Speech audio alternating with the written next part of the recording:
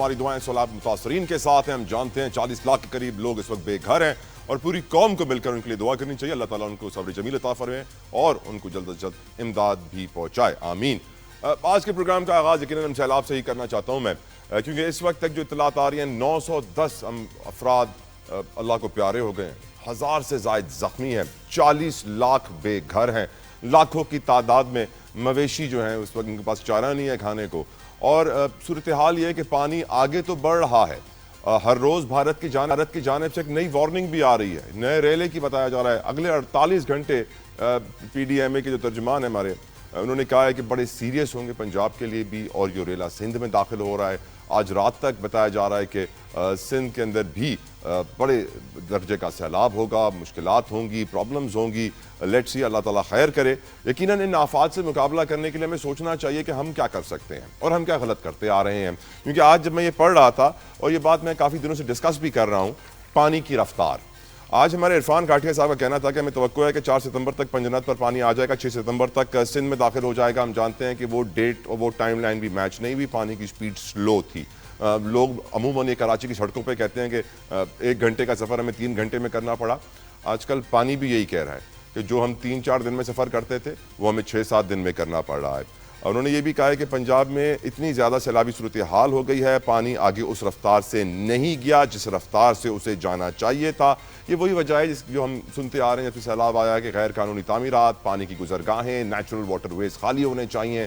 یقیناً یہ کنسٹرکشنز ختم ہونی چاہیے. حکومت نے اب ایکشن لینے کا کہا ہے. لیٹ سی کہ بڑی مچھلیوں پہ ہاتھ ڈالا جائے گا یا نہیں ڈالا جائے گا. اگلے 48 گھنٹے بہت امپورٹنٹ ہے. اس وقت جو نقصان ہوا ہے وہ بھی بہت بڑی تعداد میں ہوا ہے اور ہم امید کرتے ہیں کہ حکومت جلد از جلد ان کی امداد بھی کرے. At the same time Karachi کے اندر یہ بڑا بارشیں ہوئی ہیں، بہت ساری وارننگز بھی جاری ہو چکی تھی پہلے سے اربن فلڈنگ کے حوالے سے. پہلے بھی ہم نے اربن فلڈنگ کچھ دنوں پہلے کراچی میں دیکھی تھی، لیکن آج کی بارش کے بعد صورتحال قدرے بہتر ہے. اس طرح پانی جمع نہیں ہوا ہے. اس کے اوپر ہی میں گفتگو کروں گا.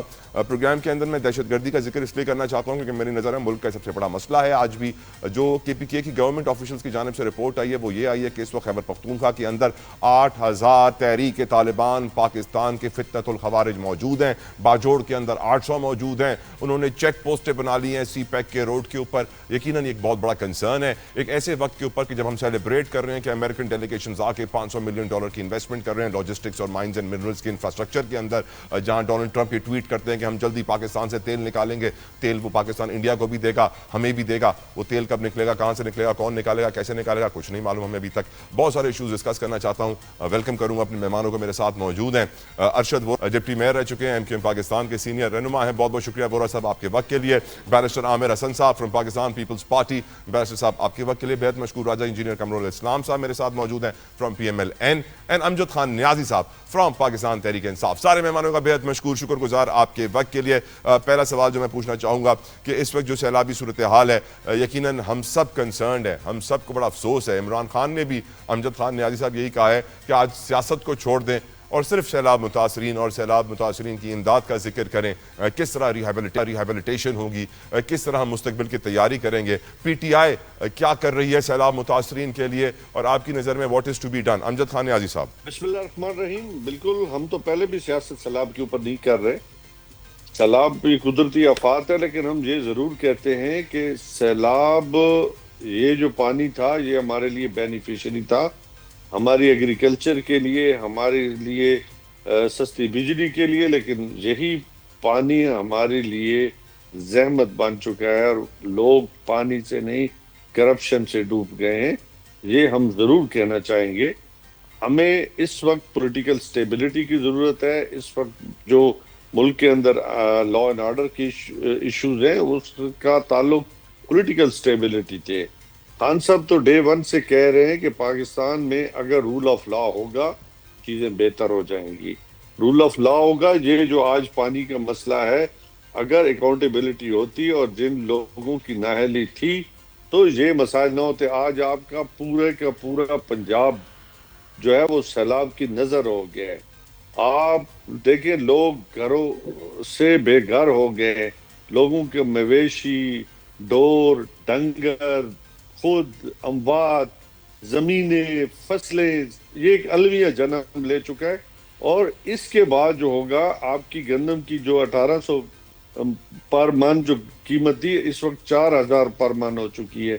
آپ کا کاٹن کا کرائسس آئے گا, آپ کا سبزیوں کا کرائسس آئے گا, آپ کا اس کے بعد جو سیلج بنانے والے لوگ ہیں, اس وقت آپ کی تمام مکئی جو جن علاقوں میں ہوتی تھی وہ بہ گئی ہے.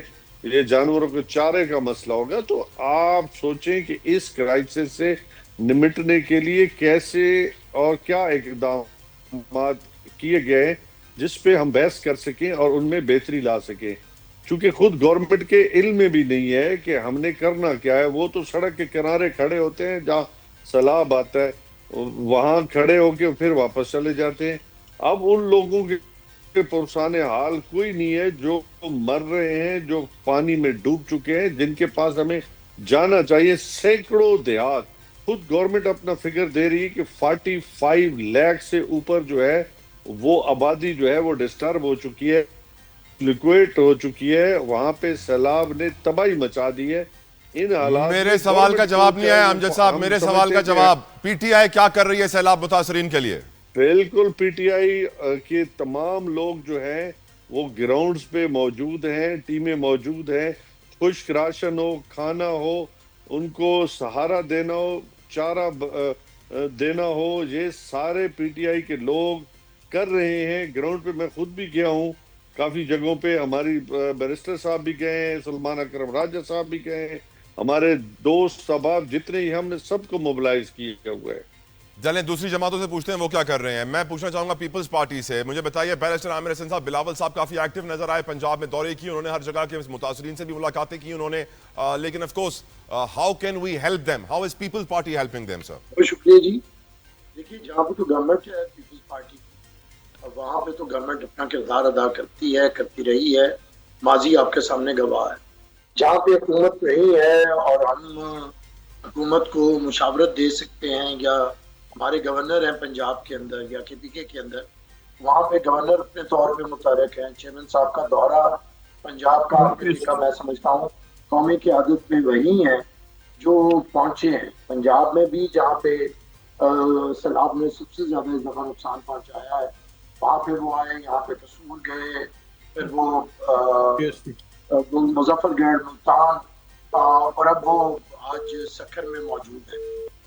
میں سمجھتا ہوں کہ پیپلز پارٹی نے ہمیشہ ان قدرتی آفات کو ایک تو وقتی طور پہ جو متاثرین ہوتے ہیں ان کی مدد کرنا, ہماری پارٹی نے وہاں پہ کیمپس لگائے ہیں. جنوبی پنجاب میں بھی آپ دیکھیں, سینٹرل پنجاب میں بھی دیکھیں, ہماری مقامی قیادتیں, صوبائی قیادتیں وہاں پہ موجود ہیں. چیئرمین صاحب کی خاص انسٹرکشنز ہیں.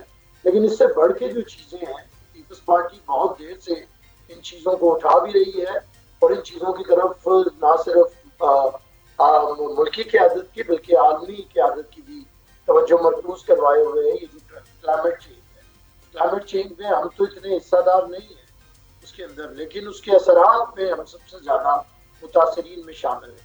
تو آپ کو یاد ہوگا کہ چیئرمین صاحب نے یو این میں بھی اس چیز کو اٹھایا, ایز فارن منسٹر بھی, بعد میں بھی, اور اب بھی ہم بات کر رہے ہیں. ہم سمجھتے ہیں کہ ہمیں اس وقت سیاست سے اور نیگیٹو پالیٹکس سے, جس میں ایک دوسرے پہ تنقید کی جاتی ہے, بلکہ اس وقت اکٹھے ہو کے, کیونکہ لوگوں کو اس سے کوئی سروکار نہیں ہے کہ کس کی حکومت ہے اور کیا کر رہی ہے. لوگوں کو اپنی پرابلمز ہیں, اس کے لیے جو حکومت میں ہے وہ بھی, اور جو حکومت میں نہیں ہے وہ بھی, کیونکہ کوئی بھی ایسا سیاسی جماعت نہیں ہے کہ جو اس وقت کسی نہ کسی طرح اقتدار میں نہیں ہے. ہم بھی 2 صوبوں میں موجود ہیں, مرکز میں اور پنجاب میں پی ایم ایل این موجود ہے, کے پی کے میں پی ٹی آئی موجود ہے, پارلیمنٹ کے اندر ایک ان کا بڑا حصہ ہے. تو اس وقت ایسی کوئی بات نہیں کر سکتا کہ جی ہمارے پاس اختیارات نہیں ہیں. اپنے تئیں سب کو کرنا ہے. اور ایک تو ہمیں یہ چیز, دوسرا جو نقطہ اٹھایا گیا کہ یہ جو پانی ہے یہ زحمت بن گیا, رحمت ہوتا, اب یہ میرے خیال سے یہ صرف باتیں ہیں. یہ ڈیمز کے اوپر بہت سی باتیں آ گئی ہیں. جب بھی یہ فلڈنگ ہے, جن ملکوں میں ڈیمز ہیں وہاں پہ بھی آتی ہیں. اب یہ کلائمیٹ چینج ہے, اس لیے سطحی سوچ سے آگے نکل کے ہمیں سوچنا ہے کہ اس کے اثرات سے ہمیں کس طرح بچنا ہے.